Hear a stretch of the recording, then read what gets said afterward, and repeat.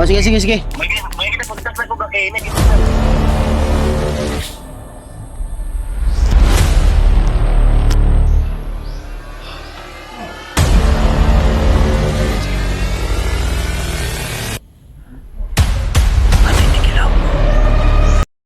Yun mga idol, isang mapagpalang araw sa lahat. At yun, nandito na tayo sa area kung saan namin pupuntahan si Brad Kilaw. Dahil tumawag yun sa akin kanina na naghihintay daw siya doon sa pagkikitaan namin mga idol. Kaya sabi ko sa kanya na huwag ka lang aalis dahil papunta na kami. Nag-standby muna kami dito saglit at nagpausok kami dahil sobrang daming lamok mga idol. Mabuti yung nagpausok kami ng kunti para maibsan yung lamok. Kanina pa kami may naririnig dito mga idol na tunog ng chinso. Sa tingin ko may tao siguro dito or bandido. Oh yan tumunog na naman. Pero hindi lang namin pinuntahan dahil ang sabi ko kay Kidlat at kay Pau na wag natin puntahan dahil baka baka bandido yan, namumutol sila ng kahoy na gagawin nilang kubo or kampo.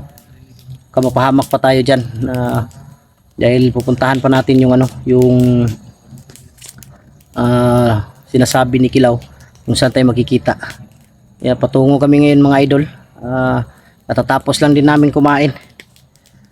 Si Commander Jipot mga idol, sa gupa namin may bagong agimat na ibinigay yung Panginoon ng kulto. Pero hindi lang kami sure kung yung nakita naming kulto yun ba ang Panginoon, dahil ang sabi ni Lolo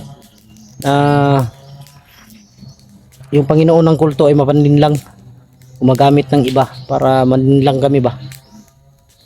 Sabi ko sa kanila ni Pau na huwag lang tayong kumpiyansa dahil hindi natin alam kung yan ang totoo na kulto or hindi. Doon si Kidlat, nandun si Pau sa unahan. Daming lamok dito mga idol.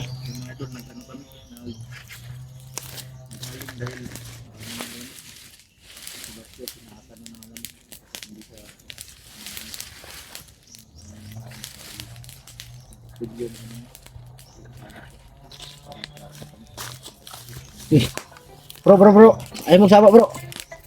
Magsikilaw ni ba? Magsikilaw ni.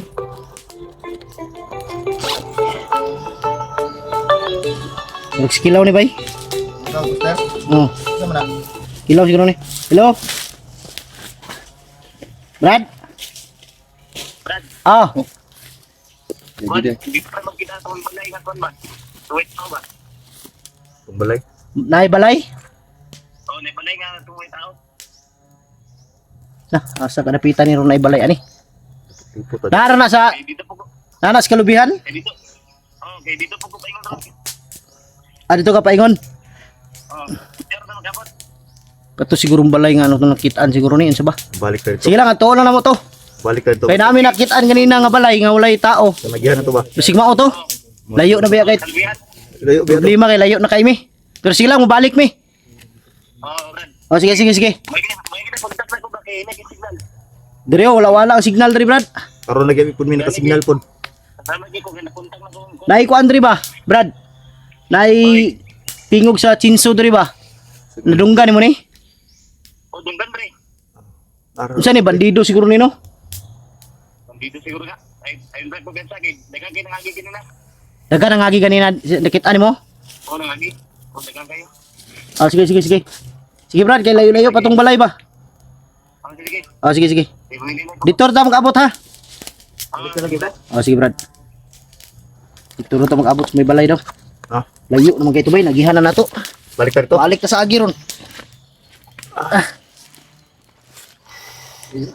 Naglamok dito. Lamok ko. Pero kung gusto ba? Ha? Tiglamok. Gino. Yun mga idol, tumawag si Kilaw. Doon daw sa may bahay, nadaanan namin kanina yun. Malayo na tayo basta. Layo na eh. Latay.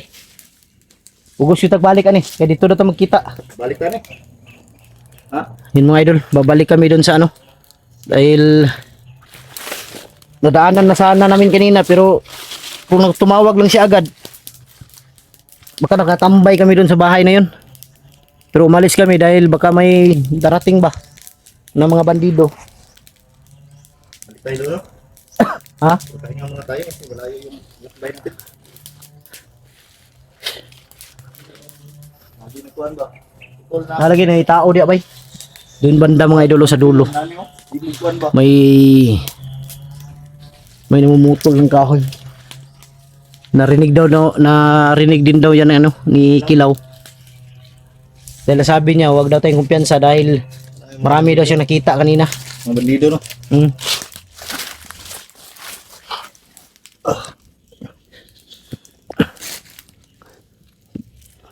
Wala may lain mamutulog kahoy diri. Yes sir man. Walang ibang puputol ng kahoy dito. Walang iba na papasok dito na tao na mga has mamutol ng kahoy dito dahil alam lang delikado. Mga bandido. Bandido yan. Ang sige na ano, magputol ng kahoy. Sila lang yung namumutol ng kahoy dito dahil gagawin nilang ano yan. Dahil itong puno ng niyog. Oh.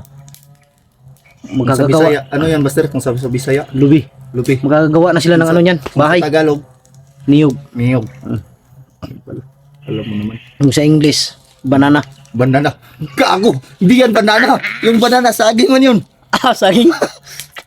Pagkain ng unggoy. Pagkain ng unggoy. Bro, walang hiya talaga ito si Kidlat. Sa Bisaya daw nito lubi. Tapos kung sa Tagalog, niyog. Kung sa English daw, banana. Tol. Banana. Yak.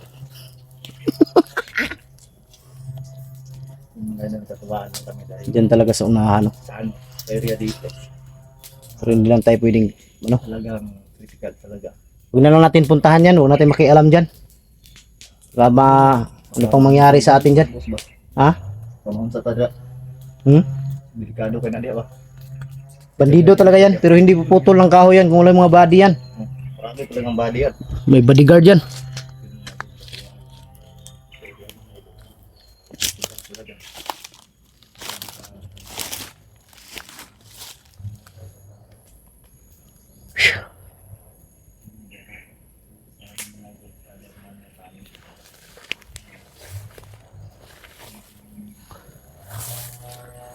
Tingin ko mga idol ang tunog na to, tunog ng chinso na to ay malayo. Nasa pinakadulo siguro nitong lugar na to. Kaya yun ang ano natin. At may problema ako ngayon. Problema ako ba sa pagmamadali nating umakyat sa bundok. Yung binigay ni Lolo Pedro at Lolo Ambo na agimat. Yung dalawa Wala. nandun sa bahay, naiwan ko. Buti kamay.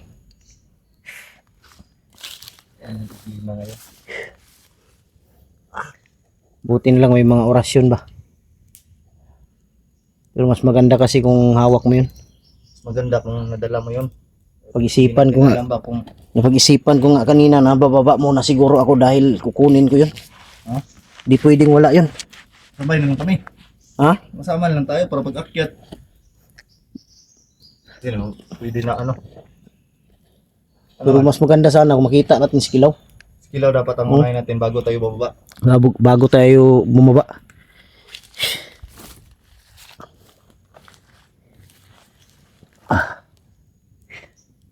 Yan pa, wala yung tunog ng ano.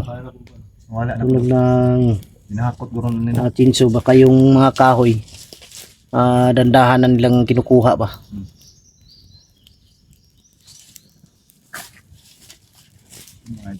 Maniwala kayo sa akin maniwala kayo sa akin sa hindi. Pustaan tayo sa may dadaan dito. Saan naman dito? Kasi daanan to. Dito sila dadaan. Kapag siguro magkano sila ng kahoy. Kasi kanina mga idol, pumunta kami dito. Doon kami galing. Umikot kami ba. Pero nakita namin doon sa unahan, may bahay. Kung sa Tagalog, niyog. Kung sa Bisaya, Bisaya ni Buster? Lubi. Lubi. Sa English daw, banana. Bakit nagkaganon? Iwan ko sa iyo kidlat. Kaya yung may sabi niyan.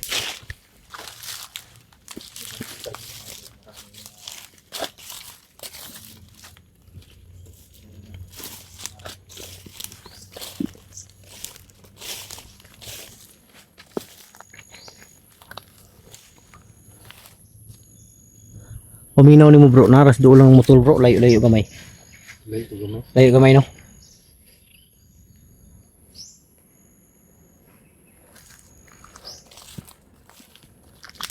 Palong ba? Ha?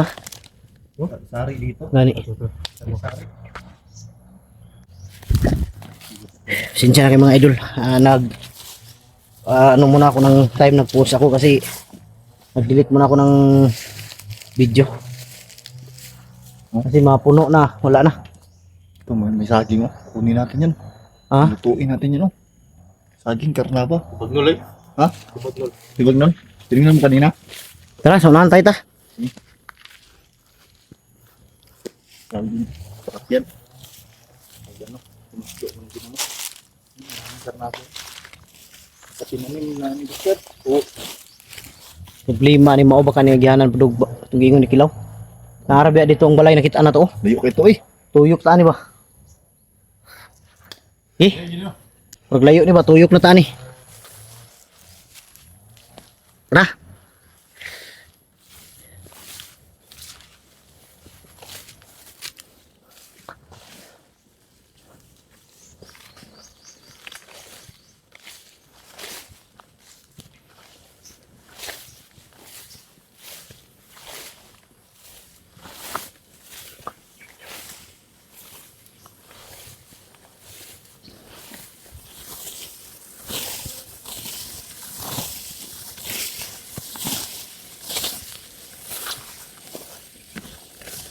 Dapat sa susunod pag babalik tayo dito magdala tayo ng ano?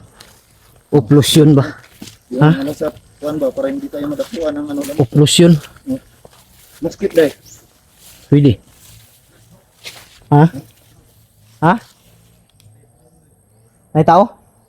Haman.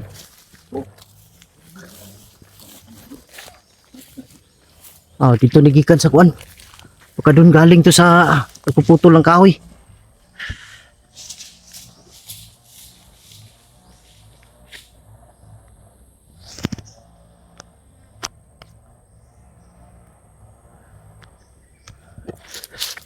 Blin. Dito nagikan ba? Ano mo tulig kahoy ba? Kanya itong sundan lang. Salis na padulong. Ano? May dumaan mga idol. Ito susundan namin. Pagka papunta to sa bahay na nakita namin kanina. Dami ano? Dami lamok. Kailan yan? Okay na. Kaya Para makatulong lang tayo.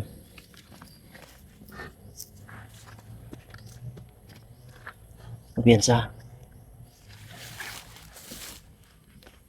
Parating na. Kumpiyansa. Dito banda. Kung makita ka dyan.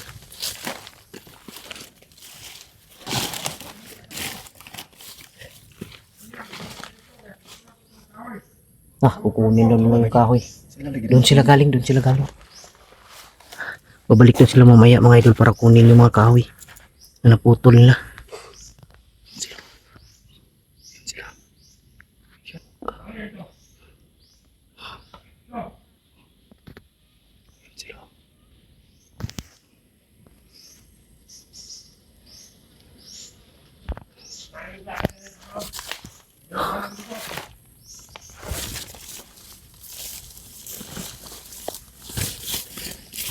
Sila sa lahat.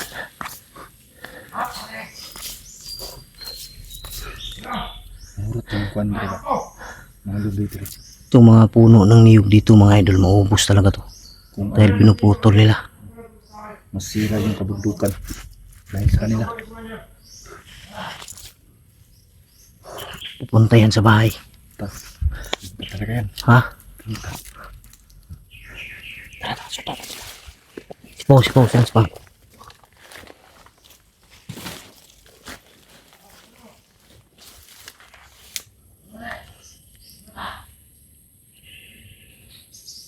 dito sa bahay, sigurado ako. Daanan siguro to na kidlat. Ha? Daanan to patungong bahay siguro. Maganda nito, abangan natin ito mamaya. Sige, sige. Kukunin doon lang yung mga kahoy.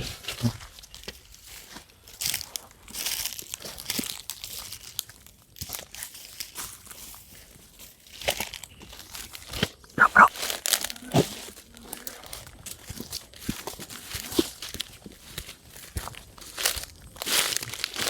Ha? Pabalik to sila mamaya. Kunin doon lang yung mga kahoy. Kunin doon nila. Ha?